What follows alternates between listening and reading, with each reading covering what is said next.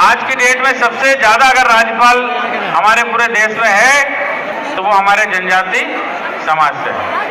आज की डेट में सबसे ज्यादा अगर मुख्यमंत्री है पूरे देश में तो वो हमारे आदिवासी समाज से है। लेकिन कांग्रेस ने सिर्फ वोट बैंक की तरह हमारे आदिवासी समाज का उपयोग किया।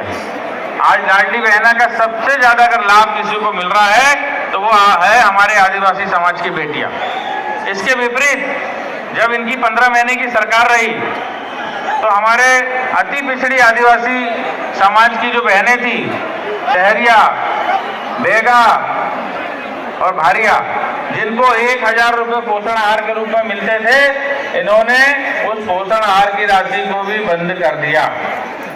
अब जगह जगह बोलते हैं कि हम लाडली बहनों की भी योजना समाप्त कर देंगे। इस बार लाडली बहनों ने मन बना लिया है कि जिस तरह से हमारे माननीय मुख्यमंत्री जी एक परिवार की तरह पूरे राज्य को चला रहे हैं, उनको ये बता देंगे कि ये परिवार भाजपा परिवार, हर परिवार भाजपा परिवार अब एक हो चुका है और एक होके इनके परिवारवाद को खत्म करने का संकल्प ले चुका है। मैं आज से 7-8 साल पहले आपका जो भैरवदेही क्षेत्र है वहां पे न्यायाधीश के पद पर था, जज के पद पर था। एक आपको छोटा सा मैं भैंस चोरी, बहुत ज्यादा भैंसों की चोरी होती थी, पशुओं की चोरी बहुत होती थी। पशु चोर तस्कर जो है बहुत ज्यादा वहां पे आतंक मचा के रखे थे। बहुत पुलिस आई, बहुत ढूंढने का प्रयास किया गया, मगर वो चोर पकड़ में नहीं आए। 2 साल के बाद जब कुछ 2 चोर पकड़ के आए तो मेरे को भी थोड़ा सा इंटरेस्ट हुआ कि भाई ऐसी कैसी चोरी करते थे कि हमारे भैंसदेही क्षेत्र के आदिवासी बहुल्य के क्षेत्र के लोग जो है इतना परेशान रहे, कभी ये भैंस चोर पकड़ में नहीं आए। मैंने धीरे से उनसे पूछा, पुलिस वालों को बाहर किया, मैंने बोला भाई बताओ ऐसी कैसी चोरी करते थे तुम भैंस की कि 2 साल तक पुलिस परेशान हो गई मगर आप पकड़ में नहीं आए। तो चोर मुस्कुराने लगे। एक उसका बाप था और एक उसका लड़का था। बोले साहब बहुत सरल काम है, मेरा लड़का भैंस की घंटी खोलता था और मैं भैंस खोलता था। मेरा लड़का घंटी लेके दिन उगते बाजू भागता था और मेरा बाप भैंस लेके दिन डूबते बाजू भागता था। अब हमारा आदिवासी किसान उठता था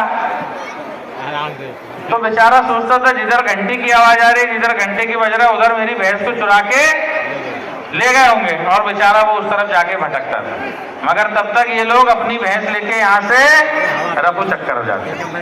आज भी वही हो रहा है। आदिवासी समाज को छलने का काम पिछले 65 साल से कांग्रेस इसी तरह से कर रही है।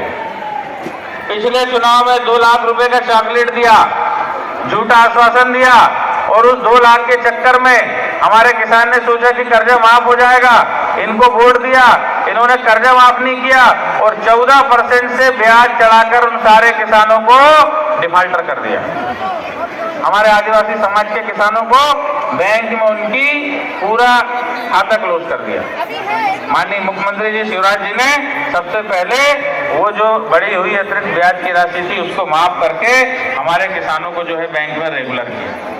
इस तरह का झूठा प्रलोभन देके और इस तरह से बरगला के अभी चुनाव का समय आएगा और चुनाव के समय फिर इनका वही काम रहेगा कि हमारे भोले वाले आदिवासी भाइयों को बरगलाएंगे, बोलेंगे कि हमारे आदिवासी भाई तो जो है हमारे अब इनके हितैषी है। इन्होंने आज तक कभी आदिवासी समाज का हित नहीं किया।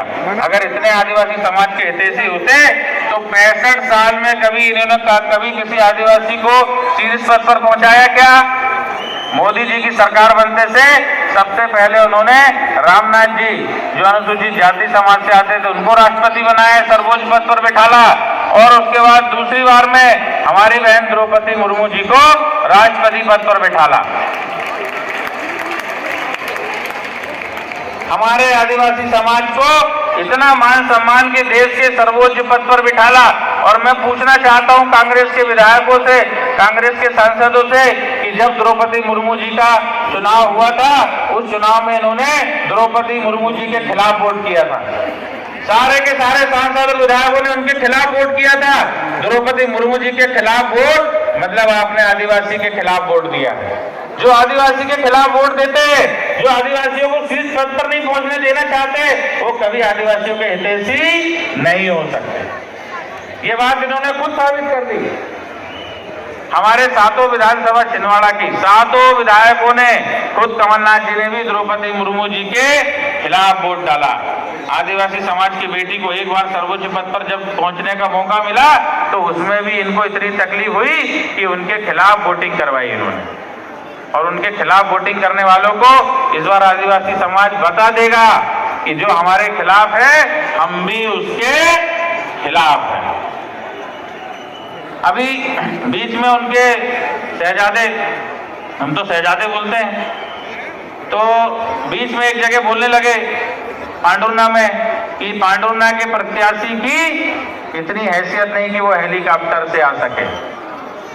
मैं बोलता हूँ हाँ भैया, मैं तो जुडिशरी की नौकरी, जज की नौकरी छोड़ के जनता की सेवा करने आया हूँ। मैंने कभी इनके जैसे नंबर 2 का काम नहीं किया, इसलिए मेरी हैसियत नहीं है हेलीकॉप्टर में आने की।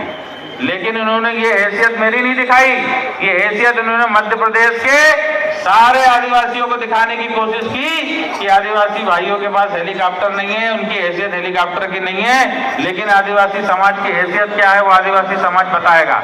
आदिवासी समाज का एक एक वोट इनके खिलाफ जाएगा और इनको बता देंगे कि आदिवासी समाज की हैसियत क्या होती है। आदिवासी समाज के एक वोट की कीमत भी वही है जो बड़े लोगों की जो है वोट की कीमत है। तो आदिवासी समाज इनको अब इनकी हैसियत बताएगा। हमारी हैसियत क्या, हमारी हैसियत सिर्फ एक वोट की है और हम उस एक वोट से इनकी सरकार जो है कभी बनने नहीं देंगे। और इनको ऐसा सबक सिखाएंगे कि ये पीढ़ियों तक याद रखेंगे।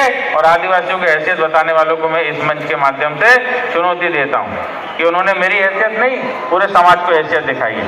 समय कम है, बातें बहुत सारी है, लेकिन हमको हमारे लाडले माननीय प्रधानमंत्री जी को सुनना है। उनको सुनने के लिए हमारी पूरी युवा पीढ़ी बेताब है। हम खुद भी उनको सुनने के लिए यहाँ पे व्याकुल है। अतः मैं अब अपना स्थान ग्रहण करता हूँ। बोलो भारत माता की, भारत माता की वंदे। दोनों हाथ ऊपर उठा के वंदे वंदे। जय हिंद।